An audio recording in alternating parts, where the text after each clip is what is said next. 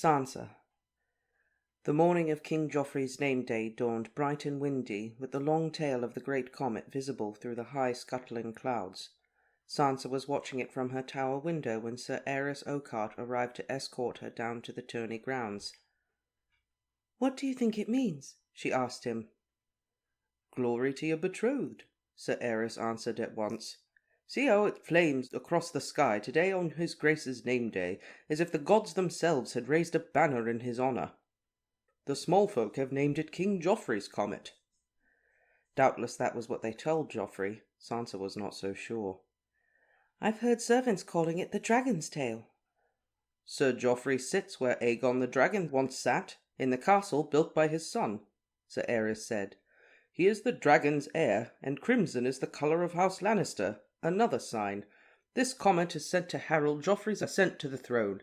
I have no doubt. It means that he will triumph over his enemies." "Is it true?" she wondered. "Would the gods be so cruel?" Her mother was one of Joffrey's enemies now, her brother Robb another. Her father had died by the king's command. Must Robb and her lady mother die next? The comet was red, but Joffrey was Baratheon as much as Lannister, and their sigil was a black stag on a golden field. Shouldn't the gods have sent Joff a golden comet? Sansa closed the shutters and turned sharply away from the window. "You look very lovely today, my lady," Sir Arys said. "Thank you, sir." Knowing that Joffrey would require her to attend the tourney in his honour, Sansa had taken special care with her face and clothes. She wore a gown of pale purple silk and a moonstone hairnet that had been a gift from Joffrey. The gown had long sleeves to hide the bruises on her arms. Those were Joffrey's gifts as well. When they told him that Robb had been proclaimed king in the north, his rage had been a fearsome thing, and he had sent Sir Boros to beat her. "Shall we go?" Sir Arys offered his arm, and she let him lead her from the chamber. If she must have one of the king's guard dogging her steps, Sansa preferred that it be him. Sir Boros was short-tempered, Sir Meryn cold, and Sir Mandan's strange dead eyes made her uneasy, while Sir Preston treated her like a lack-wit child. Arys Oakheart was courteous and would talk to her cordially. Once he even objected when Joffrey commanded him to hit her. He did hit her in the end, but not hard as Sir Meryn or Sir Boros might have, and at least he had argued. The others obeyed without question, except for the Hound. But Joff never asked the Hound to punish her. He used the other 5 for that. Sir Arys had light brown hair and a face that was not unpleasant to look on. Today he made quite the dashing figure, with his white silk cloak fastened at the shoulder by a golden leaf, and a spreading oak tree worked upon the breast of his tunic in shining gold thread. "Who do you think will win the day's honours?" Sansa asked as they descended the step, arm in arm. "I will," Sir Arys answered, smiling. "Yet I fear the triumph will have no savour. This will be a small field, and poor. No more than 200 will attend the lists, including squires and free riders. There is small honour in unhorsing green boys." The last tourney had been different, Sansa reflected. King Robert had staged it in her father's honour. High lords and fabled champions had come from all over the realm to compete, and the whole city had turned out to watch. She remembered the splendour of it, the field of pavilions along the river with a knight's shield hung before each door, the long rows of silken pennants waving in the wind, the gleam of sunlight on bright steel and gilded spurs. The days had rung to the sounds of trumpets and pounding hoofs, and the nights had been full of feasts and song. Those had been the most magical days of her life. But they seemed a memory from another age now. Robert Baratheon was dead, and her father as well, beheaded for a traitor on the steps of the great sept of Baelor. Now there were 3 kings in the land, and war raged beyond the Trident, while the city filled with desperate men. Small wonder they had to hold Joff's tournament behind the thick stone walls of the Red Keep. "Will the Queen attend, do you think?" Sansa always felt safer when Cersei was there to restrain her son. "I fear not, my lady. The council is meeting, some urgent business." Sir Arys dropped his voice. "Lord Tywin has gone to ground at Harrenhal instead of bringing his army to the city as the Queen commanded. Her Grace is furious."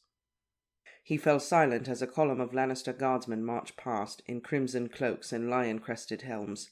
Sir Eris was fond of gossip, but only when he was certain that no one was listening. The carpenters had erected a galley and lists in the outer bailey. It was a poor thing indeed, and the meagre throng that had gathered to watch filled but half the seats. Most of the spectators were guardsmen in the gold cloaks of the Night's Watch, or the Crimson House of Lannister. Of lords and ladies there were but a paltry few, the handful that remained at court. Grey-faced Lord Giles Rosby was coughing into a square of pink silk. Lady Tanda was bracketed by her daughters, placid Dol Lollis and acid-tongued Felice. Ebon-skinned Zalabarzo was an exile who had no other refuge. Lady Sande, a baby on her wet nurse's lap. The talk was that she would soon be wed to one of the Queen's cousins, so the Lannisters might claim her lands. The king was sheathed beneath a crimson canopy, one leg thrown negligently over the carved wooden arm of his chair. Princess Myrcella and Prince Tommen sat behind him. In the back of the royal box, Sandor Clegane stood at guard, his hands resting on his sword belt. The white cloak of the king's guard was draped over his broad shoulders and fastened with a jewelled brooch, the snowy cloth looking somehow unnatural against his brown rough-spun tunic and studded leather jerkin. "Lady Sansa," the hound announced curtly when he saw her. His voice was as rough as the sound of a saw on wood. The burn scars on his face and throat made one side of his mouth twitch when he spoke.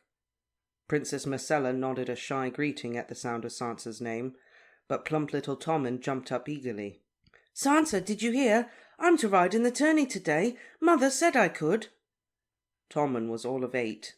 He reminded her of her own little brother Bran. They were of an age. Bran was back at Winterfell, a cripple, yet safe. Sansa would have given anything to be with him. "I fear for the life of your foeman," she told Tommen solemnly. "His foeman will be stuffed with straw," Joffrey said as he rose.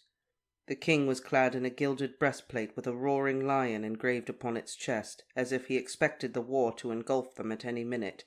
He was 13 today, and tall for his age, with green eyes and the golden hair of the Lannisters. "Your Grace," she said, dipping in a courtesy. Sir Eris bowed. "Pray pardon me, your Grace. I must equip myself for the lists." Joffrey waved a curt dismissal while he studied Sansa from head to heels. "I'm pleased you wore my stones." So the king had decided to play the gallant today. Sansa was relieved. "I thank you for them, and for your tender words. I pray you a lucky name day, your Grace." "Sit," Joffrey commanded, gesturing her to the empty seat beside his own. "Have you heard? The beggar king is dead." "Who?" For a moment Sansa was afraid he meant Robb. "Viserys, the last son of Mad King Aerys. He's been going about the free city since before I was born, calling himself a king. Well, Mother says the Dothraki finally crowned him. With molten gold." He laughed. "That's funny, don't you think? The dragon was their sigil. It's almost as good as if some wolf killed your traitor brother. Maybe I'll feed him to wolves after I've caught him. Did I tell you I intend to challenge him to single combat?" "I should like to see that, your Grace." "More than you know." Sansa kept her tone cool and polite, yet even so Joffrey's eyes narrowed as he tried to decide whether she was mocking him. "Will you enter the lists today?" she asked quickly. The king frowned. "My lady mother said it was not fitting, since the tourney is in my honour. Otherwise I would have been champion. Isn't that so, dog?" The hound's mouth twitched. "Against this lot? Why not?" He had been champion in her father's tourney, Sansa remembered. "Will you joust today, my lord?" she asked him. Clegane's voice was thick with contempt. "Wouldn't be worth the bother of arming myself. This is a tournament of gnats." The king laughed. "My dog has a fierce bark. Perhaps I should command him to fight the day's champion, to the death." Joffrey was fond of making men fight to the death. "You'd be one knight the poorer." The hound had never taken a knight's vows. His brother was a knight, and he hated his brother. A blare of trumpets sounded. The king settled back in his seat and took Sansa's hand. Once that would have set her heart to pounding, but that was before he'd answered her plea for mercy with presenting her with her father's head. His touch filled her with revulsion now, but she knew better than to show it. She made herself sit very still. "Sir Meryn Trent of the King's Guard," a herald called. Sir Meryn entered from the west side of the yard, clad in gleaming white plate chased with gold and mounted on a milk-white charger with a flowing grey mane. His cloak streamed behind him like a field of snow. He carried a 12-foot lance. "Sir Robber of House Redwine of the Arbour," the herald sang. Sir Hobber trotted in from the east, riding a black stallion caparisoned in burgundy and blue. His lance was striped in the same colours, and his shield bore the grape cluster sigil of his house. The Redwine twins were the Queen's unwilling guests, even as Sansa was. She wondered whose notion it had been for them to ride in Joffrey's tourney. Not their own, she thought. At a signal from the Master of Revels, the combatants couched their lances and put their spurs to their mounts. There were shouts from the watching guardsmen and the lords and ladies in the galley. The knights came together in the centre of the yard with a great shock of wood and steel. The white lance and the striped one exploded in splinters within a second of each other. Hobbo Redwine reeled at the impact, yet somehow managed to keep his seat. Wheeling their horses about at the far end of the lists, the knights tossed down their broken lances and accepted replacements from the squires. Sir Horace Redwine, Sir Hobbo's twin, shouted encouragement to his brother. But on their second pass, Sir Meryn swung the point of his lance to strike Sir Hobber in the chest, driving him from the saddle to crash resoundingly to the earth. Sir Horace cursed and ran out to help his battered brother from the field. "Poorly ridden," declared King Joffrey. "Sir Balon Swan of Stonehelm in the Red Watch," came the herald's cry. Wide white wings ornamented Sir Balon's great helm, and black and white swans fought on his shield. "Moros of House Slint, heir to Lord Janos of Harrenhal." "Look at that up-jumped oaf," Joff hooted, loud enough for the whole yard to hear. Moros, a mere squire and a new-made squire at that, was having difficulty managing lance and shield. The lance was a knight's weapon, Sansa knew, the Slint's low-born. Lord Janos had been no more than commander of the city watch before Joffrey had raised him to Harrenhal and the council. "I hope he falls and shames himself," she thought bitterly. "I hope Sir Balon kills him." When Joffrey proclaimed her father's death, it had been Janos Slint who seized Lord Eddard's severed head by the hair and raised it on high for king and crown to behold, while Sansa wept and screamed. Moros wore a checkered black and gold cloak over black armour inlaid with golden scrollwork. On his shield was the bloody spear his father had chosen as the sigil of their new-made house. But he did not seem to know what to do with the shield as he urged his horse forward, and Sir Balon's point struck the blazoned square. Moros dropped his lance, fought for balance, and lost. One foot caught in a stirrup as he fell, and the runaway charger dragged the youth to the end of the lists, head bouncing against the ground. Joff hooted derision. Sansa was appalled, wondering if the gods had heard her vengeful prayer. But when they disentangled Moros Slint from his horse, they found him bloodied but alive. "Tommen, we picked the wrong foe for you," the king told his brother. "The straw knight jousts better than that one." Next came Sir Horace Redwine's turn. He fared better than his twin, vanquishing an elderly knight whose mount was bedecked with silver griffins against a striped blue and white field. Splendid as he looked, the old man made a poor contest of it. Joffrey curled his lips. "This is a feeble show." "I warned you," said the hound. "Gnats!" The king was growing bored. It made Sansa anxious. She lowered her eyes and resolved to keep quiet no matter what. When Joffrey Baratheon's mood darkened, any chance word might set off one of his rages. "Lothar Brune, free rider in the service of Lord Baelish," cried the herald. "Sir Dontos the Red of House Hollard." The free rider, a small man in dented plate without device, duly appeared at the west end of the yard, but of his opponent there was no sign. Finally a chestnut stallion trotted into view in a swirl of crimson and scarlet silks, but Sir Dontos was not on it. The knight appeared a moment later, cursing and staggering, clad in breastplate and plumed helm and nothing else. His legs were pale and skinny, and his manhood flopped about obscenely as he chased after his horse. The watchers roared and shouted insults. Catching his horse by the bridle, Sir Dontos tried to mount, but the animal would not stand still, and the knight was so drunk that his bare foot kept missing the stirrup. By then the crowd was howling with laughter. All but the king. Joffrey had a look in his eyes that Sansa remembered well, the same look he'd had at the great sept of Baelor the day that he pronounced death on Lord Eddard Stark. Finally, Sir Dontos the Red gave it up for a bad job, sat down in the dirt, and removed his plumed helm. "I lose!" he shouted. "Fetch me some wine!" The king stood. "A cask from the cellars! I'll see him drowned in it!" Sansa heard herself gasp. "No, you can't!" Joffrey turned his head. "What did you say?" Sansa could not believe she'd spoken. Was she mad? To tell him no in front of half the court? She hadn't meant to say anything, only Sir Dontos was drunk and silly and useless, but he meant no harm. "Did you say I can't? Did you?" "Please," Sansa said.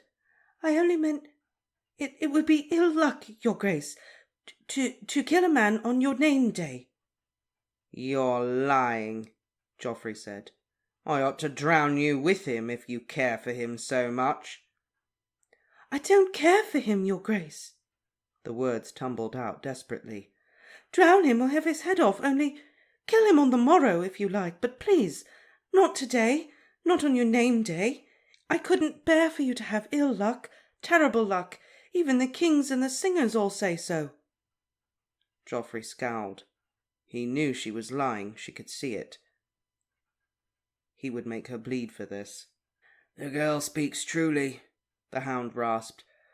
"What a man sows on his name day, he reaps throughout the year." His voice was flat, as if he did not care a whit whether the king believed him or not. Could it be true? Sansa had not known. It was just something she'd said, desperate to avoid punishment. Unhappy, Joffrey shifted in his seat and flicked his fingers at Sir Dontos. "Take him away. I'll have him killed on the morrow." "The fool." "He is," Sansa said. "A fool. You're so clever to see it. He's better suited to be a fool than a knight, isn't he? You ought to dress him in motley and make him clown for you. He doesn't deserve the mercy of a quick death." The king studied her for a moment. "Perhaps you're not so stupid as mother says." He raised his voice. "Do you hear, my lady, Dontos? From this day on, you're my new fool. You can sleep with Moon Boy and dress in motley." Sir Dontos, sobered by his near brush with death, crawled to his knees. "Thank you, your grace, and you, my lady, thank you." As a brace of Lannister guardsmen led him off, the master of revels approached the box. "Your grace," he said, "shall I summon a new challenger for Brune, or proceed with the next tilt?" "Neither. These are gnats, not knights. I'd have them all put to death, but it's my name day. The tourney is done. Get them out of my sight." The master of revels bowed, but Prince Tommen was not so obedient. "I'm supposed to ride against the straw man." "Not today." "But I want to ride." "I don't care what you want." "Mother said I could ride." "She said," Princess Myrcella agreed. "Mother said," mocked the king. "Don't be childish." "We're children," Myrcella declared haughtily. "We're supposed to be childish." The hound laughed. "She has you there." Joffrey was beaten. "Very well. Even my brother couldn't tilt any worse than these others. Master, bring out the Quintin. Tommen wants to be a gnat." Tommen gave a shout of joy and ran off to be readied, his chubby little legs pumping hard. "Luck," Sansa called to him. They set up the quintain at the far end of the lists while the prince's pony was being saddled. Tommen's opponent was a child-sized leather warrior stuffed with straw and mounted on a pivot with a shield in one hand and a padded mace in the other. Someone had fastened a pair of antlers to the knight's head. Joffrey's father, King Robert, had worn antlers on his helm, Sansa remembered, but so did his uncle Lord Renly, Robert's brother, who'd turned traitor and crowned himself king. A pair of squires buckled the prince into his ornate silver and crimson armour. A tall plume of red feathers sprouted from the crest of his helm, and the Lion of Lannister and crowned stag of Baratheon frolicked together on his field. The squires helped him mount, and Sir Aeron Santagar, the Red Keep's master-at-arms, stepped forward and handed Tommen a blunted silver longsword with a leap-shaped blade, crafted to fit an 8-year-old hand. Tommen raised the blade high. "Casterly Rock!" he shouted in a high, boyish voice as he put his heels to his pony and started across the hard-packed dirt at the quintain. Lady Tanda and Lord Giles started a ragged cheer, and Sansa added her voice to theirs. The king brooded in silence. Tommen got his pony up to a brisk trot, waved his sword vigorously, and struck the knight's shield a solid blow as he went by. The quintain spun, the padded mace flying round to give the prince a mighty whack in the back of the head. Tommen spilled from the saddle, his new armour rattling like a bag of old pots as he hit the ground. His sword went flying, his pony cantered away across the bailey, and a great gale of derision went up. King Joffrey laughed longest and loudest of all. "Oh!" Princess Marcella cried. She scrambled out of the box and ran to her little brother. Sansa found herself possessed of a queer, giddy courage. "You should go with her," she told the king. "Your brother might be hurt." Joffrey shrugged. "What if he is?" "You should help him up and tell him how well he rode." Sansa could not seem to stop herself. "He got knocked off his horse and fell in the dirt," the king pointed out. "That's not riding well." "Look," the hound interrupted. "The boy has courage. He's going to try again." They were helping Prince Tommen mount his pony. If only Tommen were the elder instead of Joffrey, Sansa thought. I wouldn't mind marrying Tommen. The sounds from the gatehouse took them by surprise. Chains rattled as the portcullis was drawn upward and the great gates opened to the creak of iron hinges. "Who told them to open the gate?" Joffrey declared. With the troubles in the city, the gates of the Red Keep had been closed for days. A column of riders emerged from beneath the portcullis with a clink of steel and a clatter of hoofs. Clegane stepped close to the king, one hand on the hilt of his longsword. The visitors were dinted and haggard and dusty, yet the standard they carried was the Lion of Lannister, golden on its crimson field. A few wore the red cloaks and mail of Lannister men-at-arms, but more were free riders and sellswords, armoured in oddments and bristling with sharp steel. And there were others, monstrous savages out of one of old Nan's tales, the scary ones Bran used to love. They were clad in shabby skins and boiled leather, with long hair and fierce beards. Some wore blood-stained bandages over their brows or wrapped round their hands, and others were missing eyes, ears, and fingers. In their midst, riding on a tall red horse in a strange high saddle that cradled him back and front, was the Queen's dwarf brother, Tyrion Lannister, the one they called the Imp. He'd let his beard grow to cover his pushed-in face until it was a bristly tangle of yellow and black hair, coarse as wire. Down his back flowed a shadow-skin cloak, black fur striped with white. He held the reins in his left hand and carried his right arm in a white silk sling, but otherwise looked as grotesque as Sansa remembered him when he'd visited Winterfell. With his bulging brow and mismatched eyes, he was still the ugliest man she'd ever chanced to look at. Yet Tommen put his spurs to his pony and galloped headlong across the yard, shouting with glee. One of the savages, a huge shambling man so hairy that his face was all but lost beneath his whiskers, scooped the boy out of his saddle, armour and all, and deposited him on the ground beside his uncle. Tommen's breathless laughter echoed off the walls as Tyrion clapped him on the backplate, and Sansa was startled to see that the two were of a height. Marcella came running after her brother, and the dwarf picked her up by the waist and spun her in a circle, squealing. When he lowered her back to the ground, the little man kissed her lightly on the brow and came waddling across the yard toward Joffrey. Two of his men followed close behind him, a black-haired, black-eyed sellsword who moved like a stalking cat, and a gaunt youth with an empty socket where one eye would have been. Tommen and Marcella trailed after them. The dwarf went to one knee before the king. "Your Grace." "You," Joffrey said. "Me," the imp agreed, "although a more courteous greeting might be in order for an uncle and an elder." "They said you were dead," the hound said. The little man gave the big one a look. One of his eyes was green, one was black, and both were cool. "I was speaking to the king, not his cur." "I'm glad you're not dead," said Princess Marcella. "We share that view, sweet child." Tyrion turned to Sansa. "My lady, I am sorry for your losses. Truly, the gods are cruel." Sansa could not think of a word to say to him. How could he be sorry for her losses? Was he mocking her? It wasn't the gods who'd been cruel. It was Joffrey. "I am sorry for your loss as well, Joffrey," the dwarf said. "What loss?" "Your royal father. A large, fierce man with a black beard. You will recall him if you try. He was king before you." "Oh, him. Yeah, it was very sad. A boar killed him." "Is that what they say, your grace?" Joffrey frowned. Sansa felt she ought to say something. What was it Septa Mordane used to tell her? A lady's armour is courtesy. That was it. She donned her armour and said, "I'm sorry my lady mother took you captive, my lord." "A great many people are sorry for that," Tyrion replied. "And before I am done, some may be a great deal sorrier. Yet I thank you for the sentiment. Joffrey, where might I find your mother?" "She's with my council," the king answered. "Your brother Jaime keeps losing battles." She gave Sansa an angry look, as if it were her fault.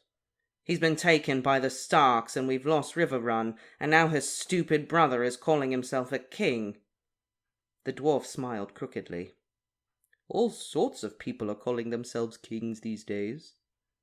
Joff did not know what to make of that, though he looked suspicious and out of sorts. "Yes, well, I'm pleased you're not dead, uncle. Did you bring me a gift for my name day?" "I did. My wits." "I'd sooner have Robb Stark's head," Joff said with a sly glance at Sansa. "Tommen, Marcella, come." Sandor Clegane lingered behind a moment. "I'd guard that tongue of yours, little man," he warned before he strode off after his liege. Sansa was left with the dwarf and his monsters. She tried to think of what else she might say. "You hurt your arm," she managed at last. "One of your Northmen hit me with a morning star during the battle on the Green Fork. I escaped him by falling off my horse." His grin turned into something softer as he studied her face. "Is it grief for your Lord Father that makes you so sad?" "My father was a traitor," Sansa said at once, "and my brother and Lady Mother are traitors as well." That reflex she'd learned quickly. "I am loyal to my beloved Joffrey." "No doubt. As loyal as a deer surrounded by wolves." "Lions," she whispered without thinking. She glanced about nervously, but there was no one else close enough to hear. Lannister reached out and took her hand and gave it a squeeze. "I am only a little lion, child, and I vow I shall not savage you." Bowing, he said, "But now you must excuse me. I have urgent business with the Queen and Council." Sansa watched him walk off, his body swaying heavily from side to side with every step, like something from a grotesquerie. "He speaks more gently than Joffrey," she thought. "But the Queen spoke to me gently too. He's still a Lannister, her brother, and Joff's uncle, and no friend."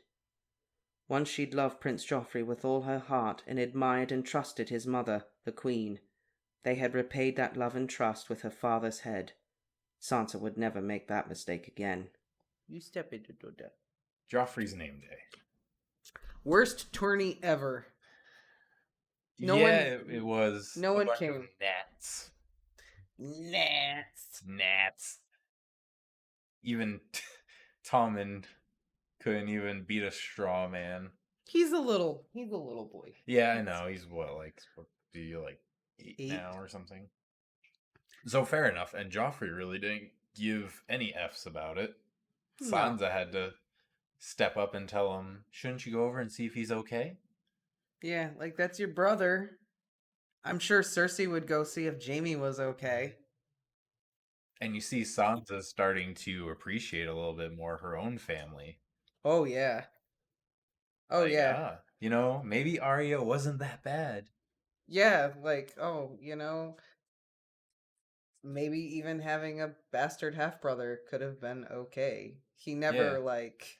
Wouldn't have been the worst thing, but I mean, I think you found yourself in the worst thing when your favorite person to be around is the one who hit you the softest. Yeah, He that's stood up for who was it again? What's Eris his name? Oakheart. Oakheart, yes.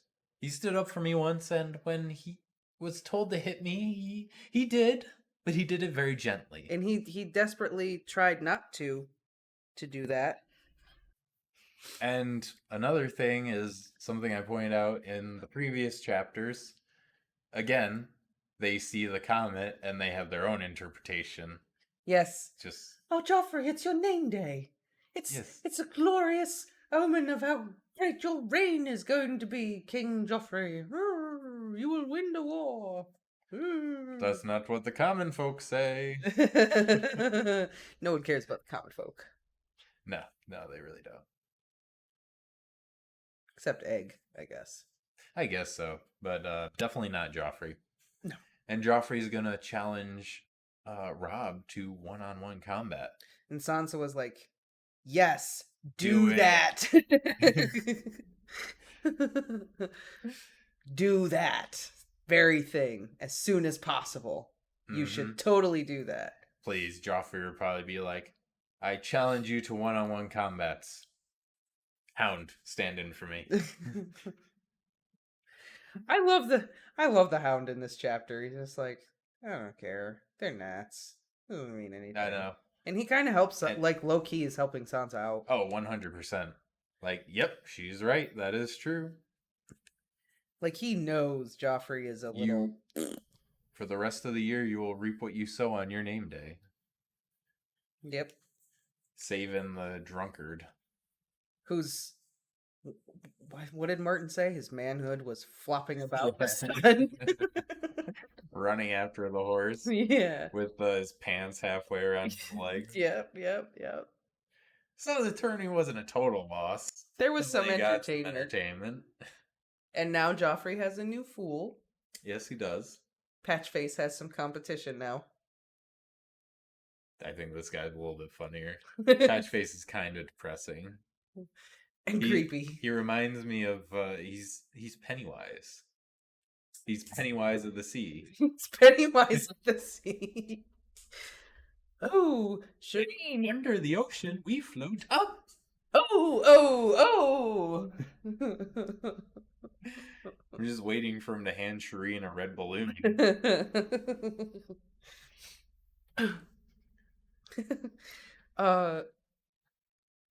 Yeah, and we also get more of a taste of, like, just what a terrible human being Joffrey is with all the crap he says about Sansa and her family. Oh yeah, 100%. Yeah, totally. He's just the whole time he's like a troll. Yeah. Like if he was on the internet, he would be one of those people who just like pokes and tries to start fights. Yep. It's just the whole time he's just trying to poke Sansa. Like, I also like that. And then, oh yeah, your father, I killed him. Your Chopped brother, his I'm head gonna right kill him. off. Gonna kill your mom too, traitorous bee. Gonna kill your brother. My mother never liked you. She hates you. She says you're stupid. What does he say about Robb? That he's gonna kill him and his direwolf, and he's gonna sew his direwolf's head onto his body. Yeah. That's graphic. That is graphic. I'm just saying. That's okay. Yeah, it's a little much. That's okay. Yeah. But maybe, just maybe, by the next time we see him, he'll have a little bit more respect now that Tyrion's there to keep him in line. That's true. Tyrion Lannister has entered the game. Yes. Of Thrones. The little man with a big shadow has joined the fight. Well, left the fight to join the council. Which is also a fight. Yeah. I also liked I think Joffrey tells Myrcella to stop acting childish, and Myrcella's like, "We are supposed to act childish. We're We're children. And I think it's That was just great. it was a reminder that like all this awful stuff is happening, and like, Joffrey's 12, Sansa's like 10. They're children, and they're having to deal with all this awful, really Right? adult When stuff. you put it, Sansa just saw a man's dick flopping in the sun. She's 10. She shouldn't have to see that.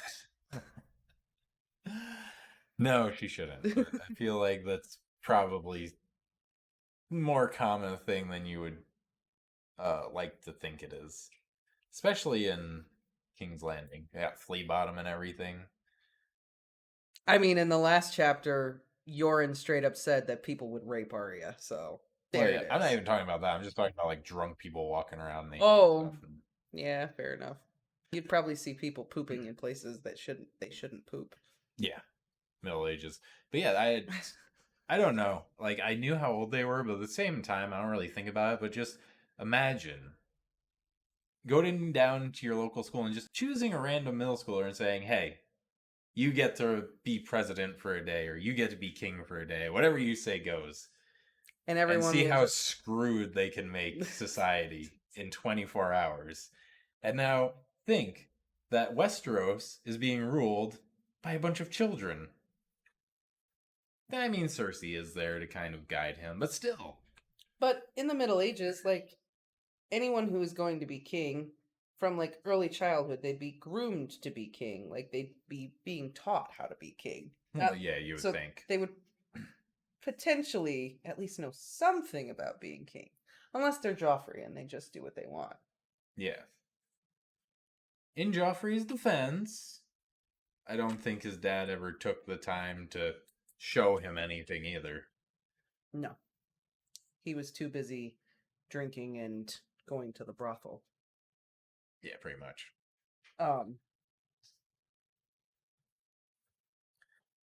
So do you think Tyrion meant it when he said, "Sansa, I am very sorry for everything that has happened to you and your family.